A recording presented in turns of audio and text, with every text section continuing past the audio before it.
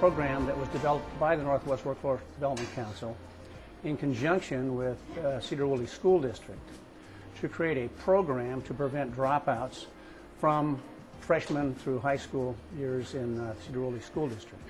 We look at the student data and what the number of kids that we have that are staying in school, and we're very impressed with the number of students that Gary's been working with that are still in school in Sedro Woolley High School. And we basically work a lot with trying to ask our principals and ask our teachers what's going to keep these kids in school and how is it going to be a better place for them to go to school. And the consistent piece that comes back to us is relationship building is really key to keeping these kids in school, and this supports that. The DPI program, my involvement is I'm the intervention specialist, meaning that I guess I'm the first contact with the kids themselves. So my job is to, here at Sedro Woolley High School, to be able to interview all of the children that are involved in the program and create student learning plans for those kids, and do the very best I can to keep track of them and give them the necessary things that they'll need while they're here at the high school to be successful. The services that have been provided to them by contract with the dropout prevention specialist here at the school, we have provided tutoring in the 9th grade because they were getting ready to take the WASL in the 10th grade, and they are, the class of 2008, the first class. Of course, that will have that as a requirement for graduation. After that, there were workshops that were provided in a program called STEPS, and it's an acronym for Steps to Economic and Personal Success.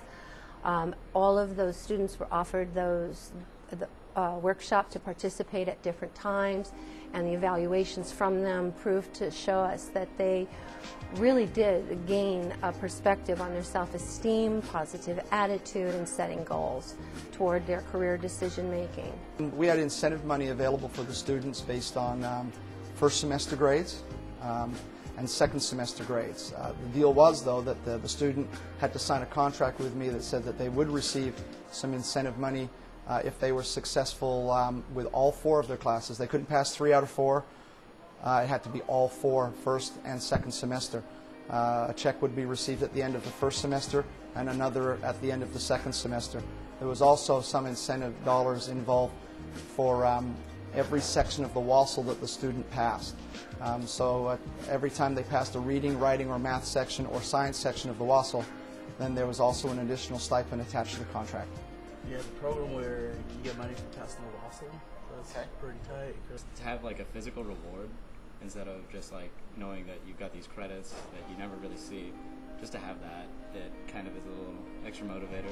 At the high school, Sedro Woolley High School's actual yearly progress, the AYP rate, is up 41% to 78%, which now exceeds the state goal of 73%. So that's really something that has been a complete success. I think that the more adult role models that are out there for this particular group of kids, the more success that they're going to find in life.